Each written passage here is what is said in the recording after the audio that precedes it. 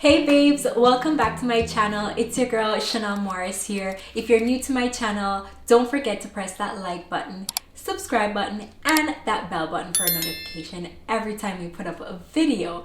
I am here today with another DIY video, and in this DIY I will be redoing my entire kitchen, and it is 100% renter friendly. Okay, so continue watching to see the before and after pictures, well, videos of my little project.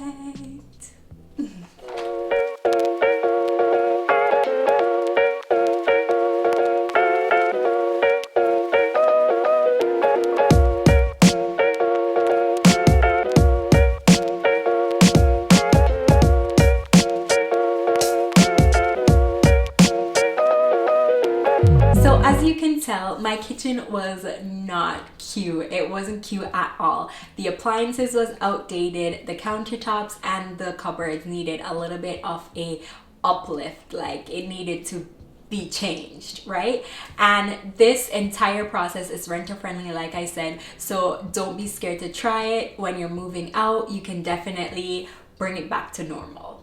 To start out, I decided to start with the countertops. So I started to move everything off of the countertops and just get it all cleared off and continue to clean those countertops in order to apply the contact paper. So the contact paper I'll be using is going to be the DC Fix contact paper, and I actually love this contact paper just because I previously purchased one before and it was the exact same marble that I'll be using for the countertops, and when I purchased it, it was a little bit too thin. It was easy to rip and stuff. I did not want to use that, so I end up buying the DC Fix one, and it's a lot thicker and it's a way easier application.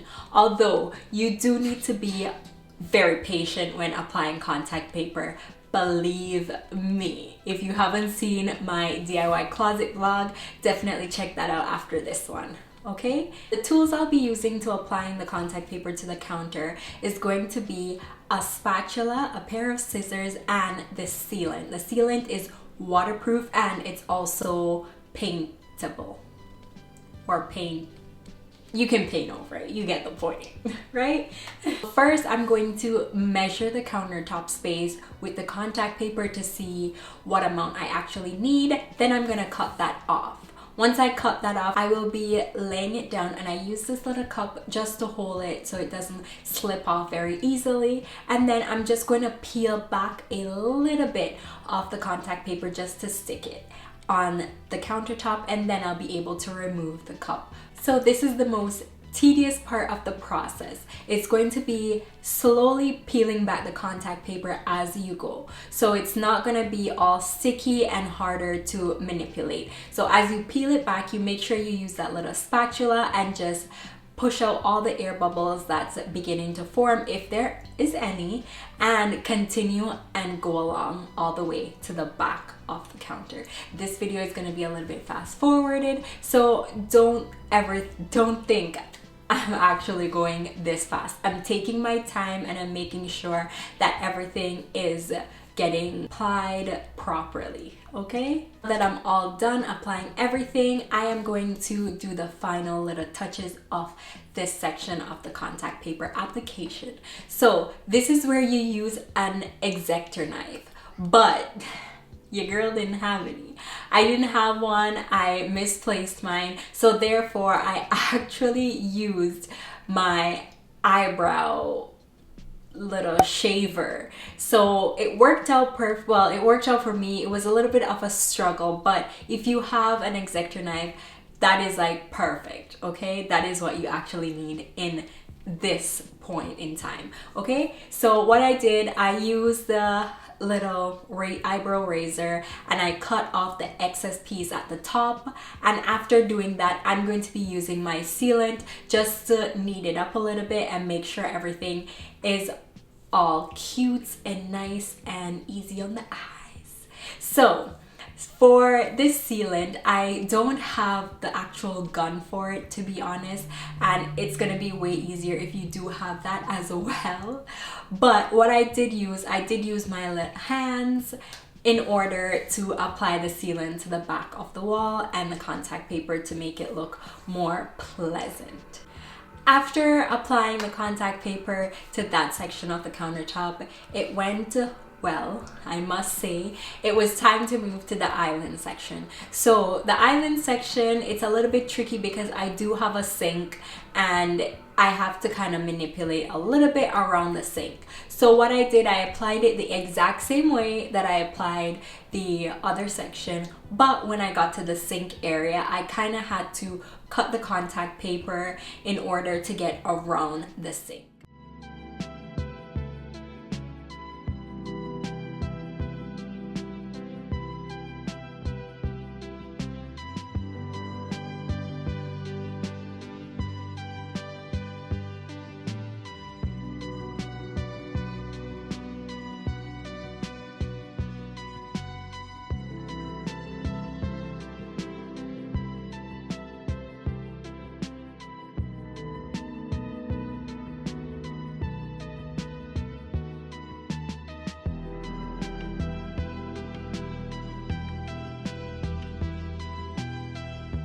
For the sink area, I just made sure around that area is very tucked under, like the contact paper is kind of underneath. So I used that little spatula just to push it under a little bit to make it a little bit easier when I'm using my X-Acto knife. So I used my eyebrow shaver as well just to cut around the sink. If you do see some little mishaps, it's okay because I will be going over it with the sealant at the end, so you won't be seeing any cracks or any little like holes or anything that's not really neat right now. So don't worry about that part. I went and cut all around that side of the sink, and then now it was time to start the other side. So I did the exact same process to the other side, and I took my time. Like I said, this video is fast forwarded, so don't think I actually went that fast. And if you do come up with any problem areas, you can peel up that contact paper and also lay it back down and kind of start over if there's extra bubbles. I did try the blow dryer, but it didn't work out for me. I'm not sure if I was doing it wrong. I watched a couple videos and there were a couple people that were saying that you could use a blow dryer just to get out those air bubbles. It didn't work for me. So what I did, I just lift that contact paper up and re-stick it, and also use a spatula to take out the excess bubbles if there were any. One thing I must say, when you're applying contact paper to your countertops, if you have any bumps or if you have any cuts or anything in your actual physical countertop, you will see if you go very closely to the contact paper, like if you put your eyeball down to the countertop after applying the contact paper, and you will also feel it. So it won't be perfect. It doesn't cover any like chops or any cuts or any dips in your actual countertops. It's going to be an overlay over it, but you're gonna still feel it if you do run your hand over that countertop. Just a warning.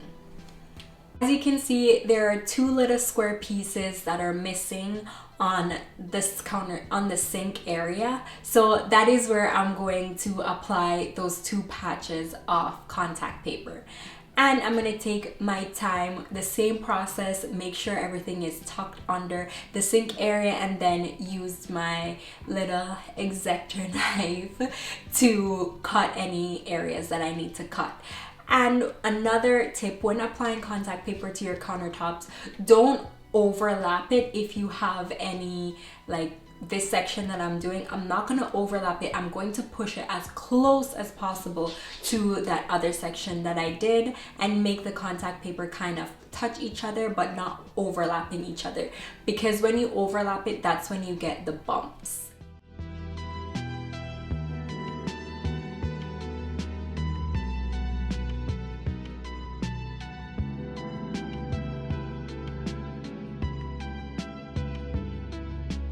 I'm doing the same process with the edge of my countertops. The countertop that I have, it's actually a little like it's round on both sides, and then on the end it's like squared. It's kind of weird, but the round edges, I'm doing the same thing like I did in the middle. I just cut a strip of contact paper and then I'm pushing it as close as possible, so therefore it looks seamless. Unless you go up to it and like poke your eyeball straight at it, you'll see that there's a little line in there, but go as close as possible and don't overlap the contact paper here as well. Now that the countertops are all done, I know this video is making it seem really easy, but it's very tedious and time consuming. Okay, now that you're all done the countertops, it's time to apply the sealant. So the sealant is gonna go around the sink or any edges that you need, well, not edges, the parts against the wall and around the sink area, so that way when you're using the water or anything like that, it doesn't get underneath or soak underneath and you have any water damage or anything like that. So for me, what I did, I used my hands, my handy dandy hands, because I didn't have the little gun to use with this sealant like I mentioned. So don't say anything, just pretend it wasn't there. And if you see anything on my hand, it's because I have sealant all over me.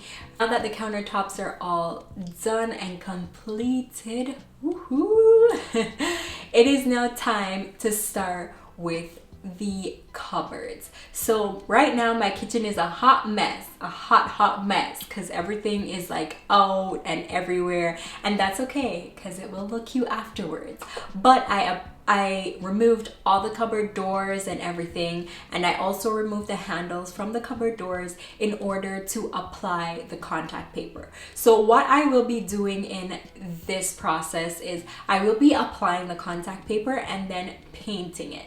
The paint is going to be like a different white than the actual contact paper, because the contact paper that I got, it was almost too white. It was kind of a bluey white, and I didn't really like that. I wanted it to be a nice, you know, matte white, not a bluish white. So to make this renter friendly, I applied the contact paper to the cupboards and I painted over the contact paper. That's what I did. So far it worked out great for me, but if you are allowed to paint your cupboards, I just recommend just painting the cupboards, because this is a lot of work. Like, it's like double the process, but in the end it's totally worth it because the kitchen looks amazing. Okay, so let's get straight into applying the contact paper to the cupboard doors. It's the same way I applied the contact paper on the countertop. I smoothed everything out with the spatula and I measured everything.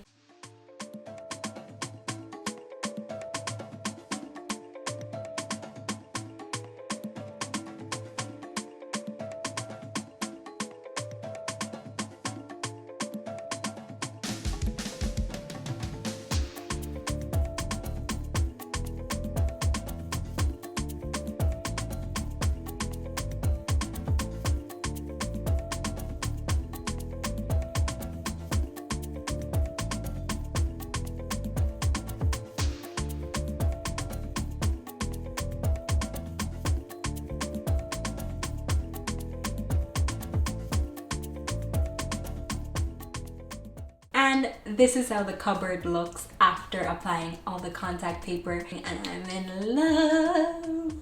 I love it, love it, love it. And for my next step in my project is I'm going to try to frame out this entire island. So I went to Home Depot and I went and purchased myself the value pack of the MDF board in order to kind of like, it's kind of like a board and batten, but I'm doing it on the island, and I am so excited because I wanted to make sure, I wanted this to turn out the way I had it in my head, and it did. It totally did, and it's totally renter friendly. Okay, so what I did is like I said, I got the MDF boards and I got the value pack, which comes in 10. They're pretty long, and because we're in a pandemic, and if you don't know, I actually live in Toronto, Ontario, and everything is completely shut down. So I couldn't go to Home Depot and I couldn't get them to cut the boards for me. So I had to do it myself. Yes, I had to do it myself. What I did, I measured the board along the island, the back of the island, and marked it with a pencil. After marking it with a pencil, I took my handy dandy handsaw that I already had. I used that and I just tried my best to saw it as straight as possible. I know this did not turn out straight, but I tried. I definitely tried. And I definitely got Raheem to help me with it because I don't have the muscles. Like, the muscles aren't here yet. So I got him to help me with some of them, and I did try cutting some of them on my own. And they turned out somewhat straight, well, somewhat not straight, but we can fix that. So don't be afraid to do it yourself. If I did it, you can do it, okay? Instead of using a nail gun to apply to the island, why did I not know the name of that? To apply to the island, I use these nails instead of using the nail gun. And why I chose to use these nails is because I can literally remove it, and hopefully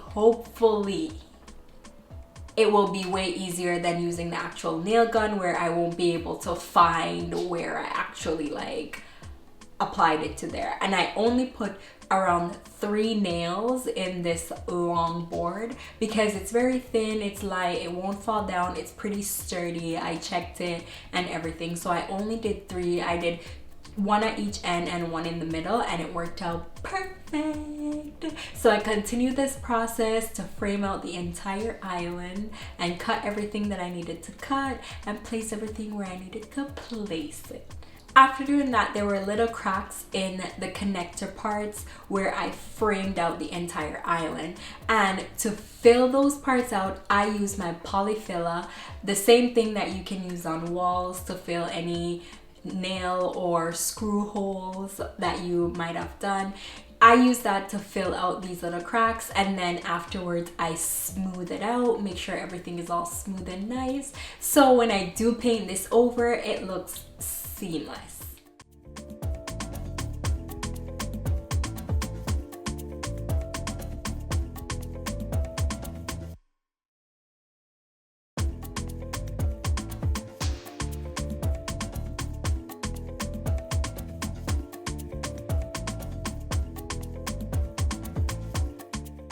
After doing that with the polyfiller, I went into the corner inner pieces with my sealant, and that's what I used to smooth out those little gaps in between. So therefore, when I painted over, it was looking amazing. And this is why the sealant that you use, you need it to be paintable. So when you do paint it over, you know, it doesn't strip or anything like that. That is one reason why I got this particular sealant. And everything that I do use in this video, I will link it down below in the description box.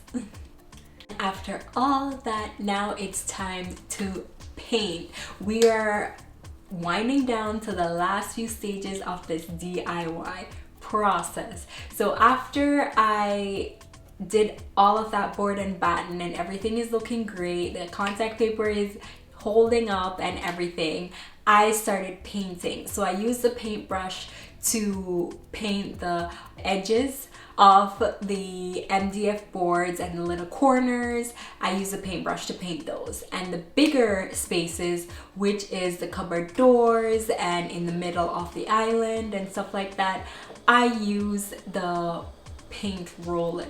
So the paint roller came in really handy because it was way easier to just and done. It's like all good and done. Yes!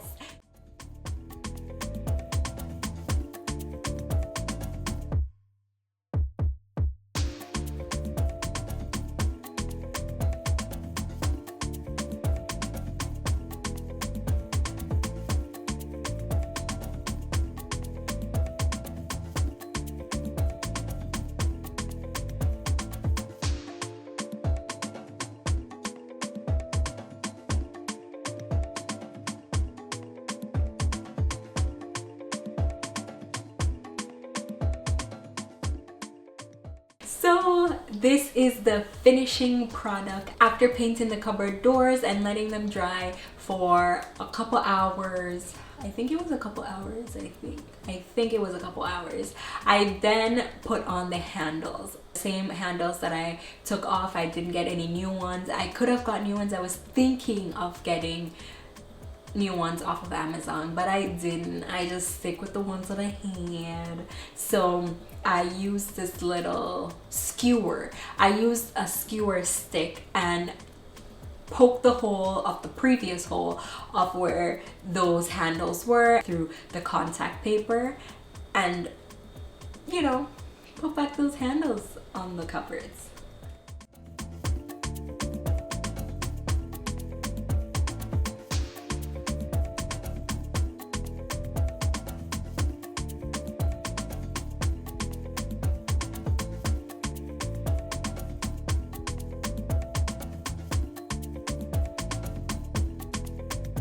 Now that all the hard work is done, it's completed, it's finished, it is time to add a little bit of some aesthetics to this kitchen. I haven't finished, it's not finished yet aesthetic wise, because you know I gotta add a little bit of this and a little bit of that, and if you want to see that, definitely comment down below and I will show you what I did. But for now, these are just a few touches that I did. I added this little vase that I had. Well, it's supposed to be like a juice holder that I got from IKEA. I added some pasta in there just to put on this cute little shelf that I put up in the kitchen.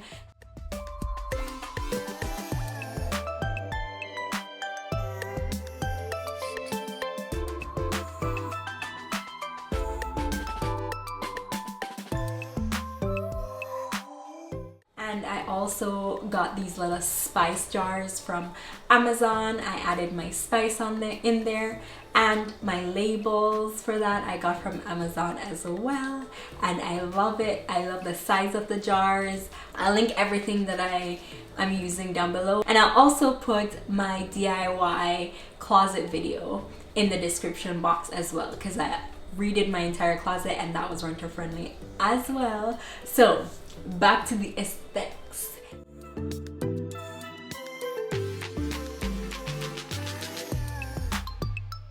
Now that that is all done, I want you to check out the before and after of the entire kitchen.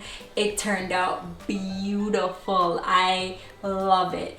The appliances, brand new. They were upgraded. The fridge, the stove, the range hood. And just to pause on the DIY for a second, just for a little story. So this range hood got your girl almost electrocuted, okay? So we got the range hood, it got delivered and everything, and I picked myself up. First of all, I never ever touch anything to do with like electric or any kind of electricity to DIY. No, I don't do it. I don't touch that. But I decided, oh, this person on YouTube that I watch made it look super easy. They made it look super easy, like really easy. And it's definitely my fault, because what they did, it was super easy, but mine, that the old one that I had, it was actually like, how can I say, it was different. It wasn't the same brand, it wasn't the same thing, so therefore the connection wasn't the same, right? So I'm here and I decided, oh, I'm going to try to put this up because I'm so impatient and I don't want to wait for someone to come and put it up. So I watch videos and I'm like, oh, this is easy, I can do this. I went in and I tried putting it up. I called Raheem and he helped me. He's usually like a guy that's like, get the professional, let the professional handle it, like get them to deal with it. But I'm like, oh, I can do it. So he was like, okay, I'll help you. So he's there. I had these rubber gloves on. These, you know, those rubber cleaning gloves? That's what I had on. I had those rubber cleaning gloves on, and I was like, okay, I unplugged something, so therefore it should be good. There should be no electricity in here. There shouldn't be any live wires or nothing. So I'm here, he's holding it up, and I'm trying to remove a screw from the range hood, and all of a sudden there was the boom, this like big flash, and I dropped everything. Raheem dropped everything. He started running. I ran because I thought I was electrocuted, because he was like looking at me like I was electrocuted, so I thought I was electrocuted. And when I looked at the glove and the rubber yellow cleaning gloves, that they were black. It was black. The whole light in our in our unit was gone. Like, the kitchen light was gone, the bathroom light was gone, anything that was connected to this fan above the stove was like, there was no current going anywhere because we blew the breaker. Oh my goodness. I'm so, like, I don't know what I would have done if I didn't have those gloves on, because it was black. It wasn't my day. Like, it wasn't my day, okay? Because if I didn't have those on, I would have been gone. Like, I wouldn't be talking to y'all today. I wouldn't be able to film this thing and show y'all this video. But I'm so glad everything worked out. After that shock, I was like, nah, I'm calling somebody. Like, somebody has to come and install this. So I got the professional to install it, and he was like, don't be scared of doing any electric work. When you're scared, that's when something happens. I'm like, it's okay, I'm not scared. I'm just gonna leave it to the professional. Okay? So yeah, it wasn't my finest moment, and I definitely will not mess with any more electric work ever. I will stick to my motto and never do that. Okay? But anyways, back to this DIY vlog video. I always say vlog, it's no longer a video. Anyways, back to this DIY kitchen makeover renter friendly video. This is the before and after clips of the entire remake of this kitchen, and I hope you enjoyed it.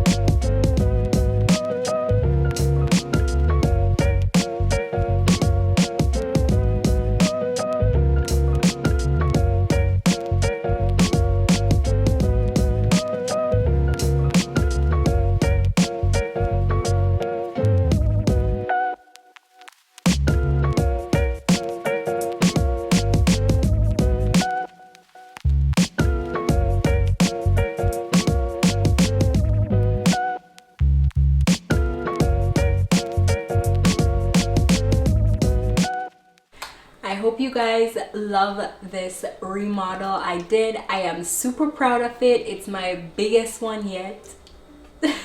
Bigger is in the future, and I will put this up on and I will try to capture every moment and put it up on my channel for y'all, because you know, my channel is mostly about content creation, lifestyle, some mom life, and some vloggy vlogs with the family.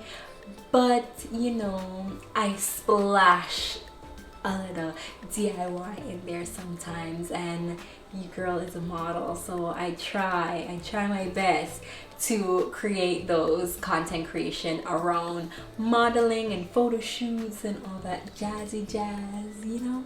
But I hope you enjoyed this video.